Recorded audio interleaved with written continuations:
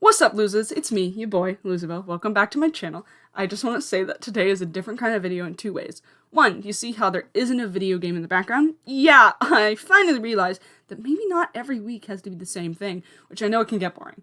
So this video is a voiceover, hello.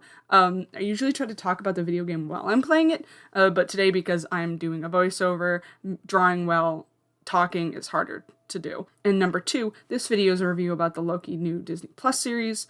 So again, I'm not trying to make conversation, I'm reviewing something. Before I start, I just want to clarify, I'm not endorsed by Disney in any way. You know, me and my 33 subscribers.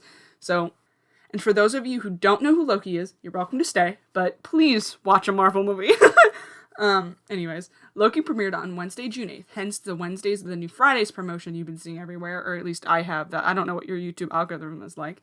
As of today, only 4 episodes have come out, and I just wanted to say what I think of them as a Marvel fan, and more specifically, a Loki fan, or fanatic. I absolutely adore them! Oh my god. As a Loki fan, I'm obviously biased to that previous statement, but also if they did something that was not, in quote, Loki's favor, end quote, I guess is the best way to put it, I would complain about that as well, but all I have to say is good things. If you made it this far, official spoiler warning. I'm not going to point out Easter eggs necessarily, but I will point out what I saw from watching it for the first time, and not a frame-by-frame analysis. Well, for starters, the opening sequence is the scene in Avengers 1, but takes place during Endgame when Loki is taken by the Avengers, and they mess up and end up giving him the Tesseract. They used a different take of the scene in Endgame and put that on Loki, and I thought that was very clever because of the whole world we've been introduced to. I think showing this was obviously crucial because that's kind of how the series started in the first place, because the Avengers screw up. And the name of the first episode is Glorious Purpose, Loki's catchphrase, and this just tugged on my heartstrings. Okay, like Loki, who up until this point wanted to prove himself worthy to rule and show he is more than what people think of him. Obviously, murdering people isn't the best way to go about that, but he thinks his worth relies on his purpose, that he isn't a mere bystander in life, but someone who is burdened with purpose, and no one else can understand his pain because he's relying on that purpose to give him self-worth. When everyone else just wants to be a hero, and their purpose is to save, and they know that, Loki doesn't know what his purpose is. I think something a lot of people don't remember is that this Loki isn't the Loki we love, who's been through all the hardships we've seen, and this is emphasized in the first and second episodes specifically. So at this point, Loki isn't good. He's learning what took him from 2012 to 2018 in a matter of days. Loki meeting the Minutemen is funny also, because he lost, like, the fight to them, and he's still like, who do you think you're talking to? And throughout the entirety of the first episode is when we see Loki realize he isn't an unstoppable force, and he's just met an immovable object. At least to him at this point, and everyone else. I also like to comment about the opening sequence and stuff, because it's a different timeline bit, and why I think that's pretty cool. First, the green Marvel logo is awesome, I like the aesthetic. Second, the flip through the different fonts of Loki as well, so like, at one point, they show a Nordic O, or many Lord of the Rings fans will know a Dwarvish O, which is interesting to me because I recognize the alphabet, because I'm a fucking nerd. So yeah, that's fun. The flip shows that Loki is more than what we know in this universe, and he's more than anyone would have guessed. A version of himself out of many. For example, we meet Sylvie, a Loki who when she was a kid, was taken, and she wasn't meant to exist. She spent most of her time fighting against the TVA because they took her life from her. Loki knows what it's like to be thrown aside and tries to gain some form of an understanding between the both of them, even though they're both tricksters. They have a single goal: take down the TVA. The show itself shifts over to different people to tell this TVA side of the story, or more specifically, people of the TVA's story. For example, Owen Wilson's character, Mobius, isn't sure what is the right thing. In fact, people seem to have to guess on what the timekeepers want.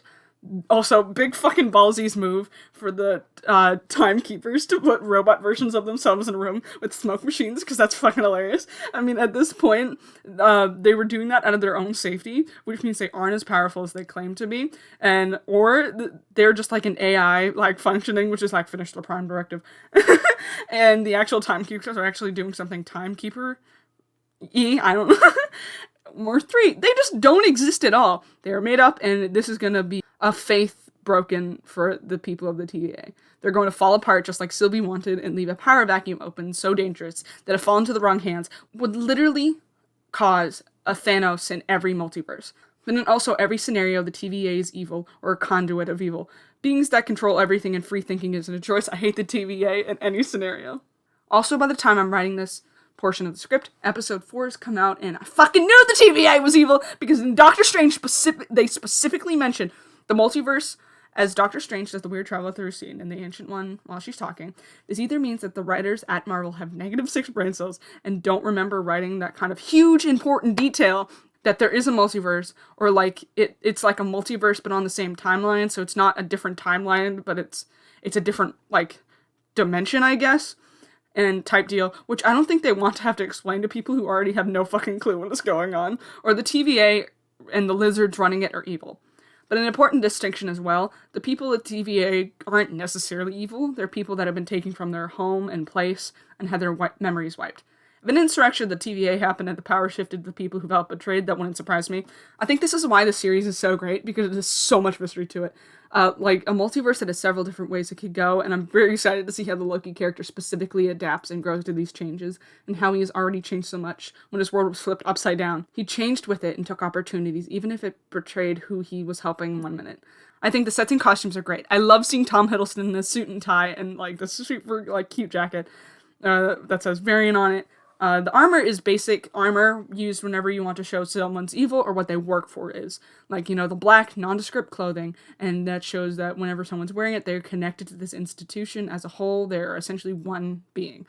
However, the armor does show their faces, which means they also have some personality to them, meaning some people in the TVA aren't evil and aren't working for the TVA for bad reasons. They're meant to stick out and be important instead of fading into the background. It's just obvious what they're doing with these costumes, and if that's the intent, then great job. If there's something more at play, people aren't sticking out and they're just straight up evil, then great job too. The armor is nice for protection as well, but I think being a Marvel fan and seeing over top of the clothing items is a standard, and this is a nice change. I'm not a fan of Sylvie's Loki outfit, though. It kind of seems like a costume you would buy at the store for Halloween. I couldn't do it better, but I think something more Loki goddess-esque and cool style would do better instead of a dress version of Loki's original outfit. As for my final thought on this series so far, I think it's a great way to look into Loki as a human and his psyche, and may show more humanized and less like a being of pure, unfiltered evil. I think the show gets better every episode, however, the first one's still my favorite. I think finding Loki's purpose and showing that this is how he defines himself is how to make a great character whose troubles shine and show that his flaws are a result of a false quest for power.